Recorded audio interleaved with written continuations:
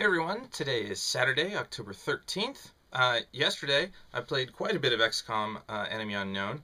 Got to a point, though, where fights were just taking a long time. There were two maps last night that just took me really long time to do. I think they were both UFOs. No, one of them was a paper mill in Sydney, Australia. Don't ask me. And there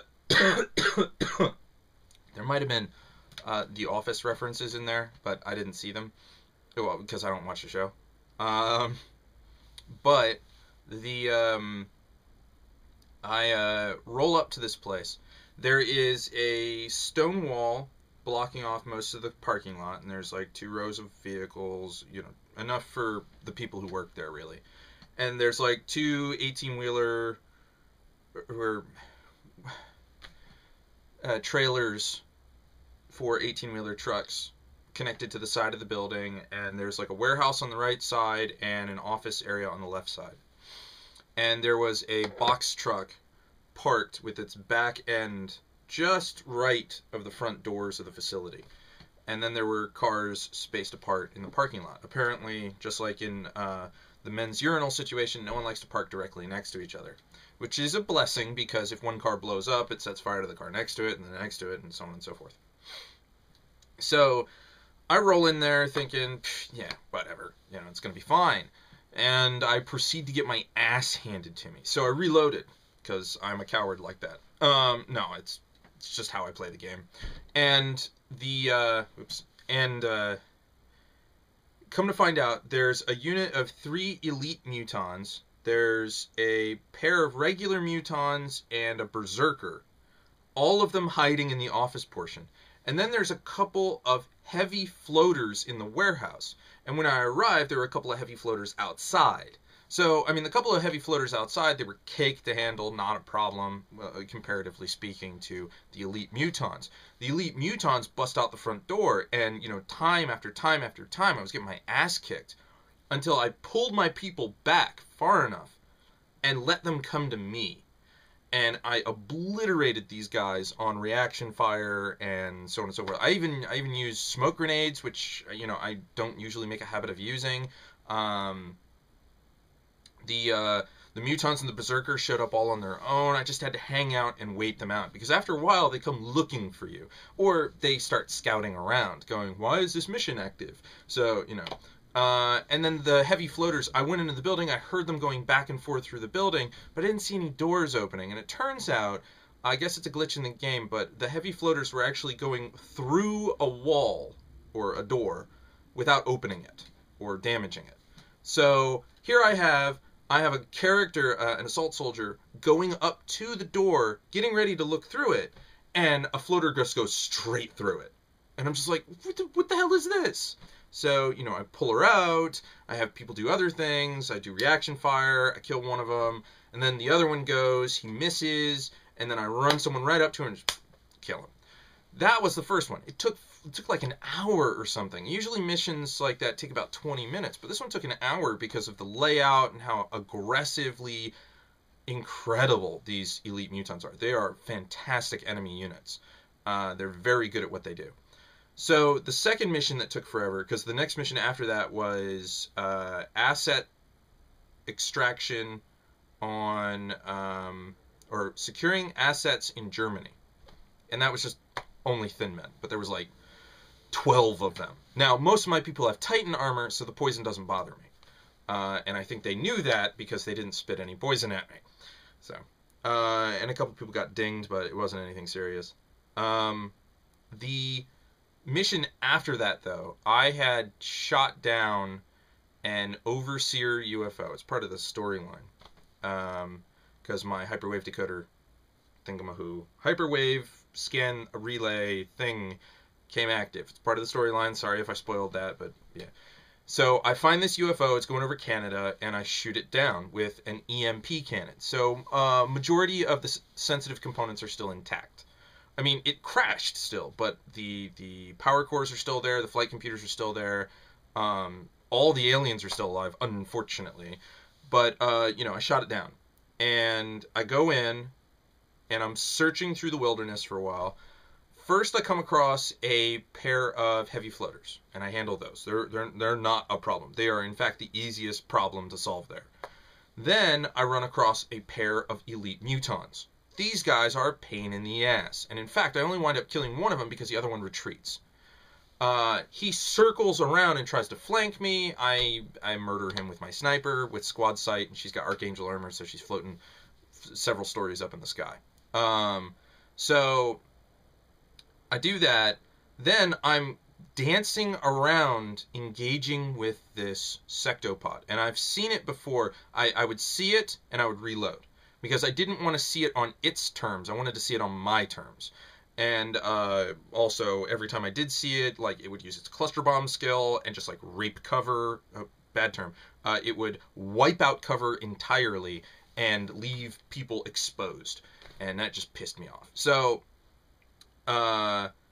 the sectopod was, manned by 2 little drones. So that's 3 of the enemies, and I had already killed 4. And that would leave 3 inside the central chamber of the UFO. So instead of dancing around with the sectopod, which I was getting really frustrated with dancing around, because it was walking back and forth between the UFO and this other point in the woods. And, I could hear it stomping around out there. And so I was just like, screw it. And I went around to the damaged side of the UFO. There was no membrane there. It was just a lot of debris. And I slowly made my way in, leading with my assault soldiers and my support soldiers, leaving my heavy just inside the UFO facing towards the front entrance area just in case something came around. My sniper, I moved her, using up like half of her fuel to get all the way up over to the UFO so that she was covering directly, back a bit, so she could shoot in, but not by much. She was covering their exit, essentially. If the sectopod showed up, she was covering the exit. I lead my assault soldiers around. I find that the door is on the far side of the entrance to the UFO, which is typical. I should have known that. I think they pulled that one out of the medium UFO from the original. No, not the medium. The large scout from the original game, where the engine room has a door on the opposite side of the entrance to the UFO, and you got to go all the way around to get to it. So I get my main assault soldier. She has rapid shot right next to that door. I then bring my other assault soldier, and he's just across the way, just a couple of tiles behind her. He has flush. That's his skill. I wanted to try it out, and I've gotten no regrets. Other than that, their skills are exactly the same. Behind them, I've brought up my support soldiers. So one of them's farther up than the other. One's hanging back at the corner. One's on a corner of his own. But one of them has the ability to move 3 squares. The other one has the ability to shoot at on Overwatch at anyone who shoots, any enemy that shoots. So, it's a toss-up there which one's more valuable, I guess, but I like them both, so they're on the team. And so I have the main assault soldier, rapid shot, Wild Child. She opens the door, sees 2 Muton Elites guarding an Ethereal. I haven't seen these guys since the original game, and so I am scared, because I know what they're capable of. And based on my prior knowledge.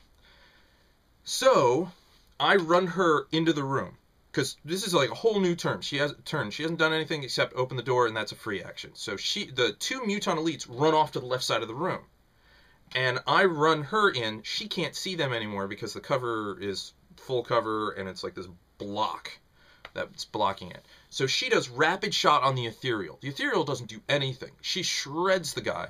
He's got like maybe 3 hit points left or something. The assault soldier out in the hall comes around and just does flush on the guy. Does 3 damage exactly, kills the Ethereal. I wasn't going to take any chances. He couldn't get up to him in his standard move to use the arc thrower. I wish I could research something to expand the range, because that would be great. Or use like stun grenades or something like that. I don't know. But anyways, I couldn't capture the Ethereal, and I would rather kill it than sacrifice troops. My troops are more important to me. So that left the 2 elite mutons. Well, what do I do? So I'm thinking, and I go, all right, fine. I pull a support soldier all the way around to the other side of the doorway. He can't see the Muton Elites from where he is, but I knew where they were, and he was able to throw an alien grenade over there. So that does 5 damage to both of them and blows out the wall on the other side of them. Then I bring my other support soldier around, because she's on the other side of that wall anyways, and the wall just blew out a couple tiles down from her. She throws a grenade on top of those guys, so they're really badly hurt. Then my heavy was out in the hall just a few tiles down in the other direction from the blast. He comes around, does suppressing fire, and I've got him set up so that he affects multiple targets. I think he affects 2 targets at a time with suppressing fire, and he does damage to anyone he suppresses. So he does 3 damage to him. They're left with a single hit point each, and then it's the end of my turn. They stand there and do nothing. So I have my heavy do suppressing fire again, kills both of them in one go, and then everybody proceeds to make their way outside so that I can finally kill the sectopod. And it took everything I had in a single turn. I was on the verge of reloading, because if that thing had gone, I would have had seriously injured soldiers, maybe even dead ones. Because if that thing doesn't move its feet, if it doesn't move, it can shoot twice. And I heard online it has like a plasma turret that is always on Overwatch. So I'm like, gah. So I get people just in range, and then I do like run and gun on my assault soldier, and she does rapid shot and does significant damage to the thing at practically point blank range, but he still has hit points left. My sniper had killed a drone, one of my heavies had killed a drone, and all that was left is this thing, and I had an assault soldier and 2 support soldiers left, and it took all 3 of them to kill this thing. And that took me a couple of hours to do. And now I'm on another UFO. They're throwing their hardest things at me, and it's a supply ship with 19 aliens. 19. And this one landed on its own, which means they're all there, and the ship isn't damaged. There's probably, I'm estimating here now, there's probably going to be several teams, like maybe 2 teams of 3 elite mutons each. There's probably going to be 1 team of 3 chrysalids. There's going to be at least 1 cyber disc with 2 drones. There's going to be at least 1 sectopod with 2 drones. So let's see, that's 6 for mutons. 9 is the chrysalids. 12 is the cyber disc. If there is a cyber disc, there might be a sectopod. 15 for the other sectopod, leaving 4 for other things such as ethereals, and maybe another unit of elite mutons. I know every ethereal, according to some people, is guarded by elite mutons, so I don't know. But I do know that I am terrified of ethereals. I hate mind control. I hate that stuff so much, and I'm only a few days. I've got like maybe 2 days before I find out whether or not 3 soldiers I threw in the Psi Labs are capable of psionic stuff. And so, I mean, right now, I'm going to have to be rotating out my hot squad for psionic training. And so I'm sorry I went on for so long, but essentially that's what I did yesterday. And it took a very long time to get everything working just right, to get every turn to work in my favor, more or less. I mean, you know, people were getting dinged here and there, but I mean, 1 or 2 damage doesn't frighten me too much. It's when they take like 9 or 10 or a total of 18 damage in a round, in a turn, that really, you know. Anyways, I'm going to be playing Star Trek Online today with my friends, which will make it so much more fun. Until next time.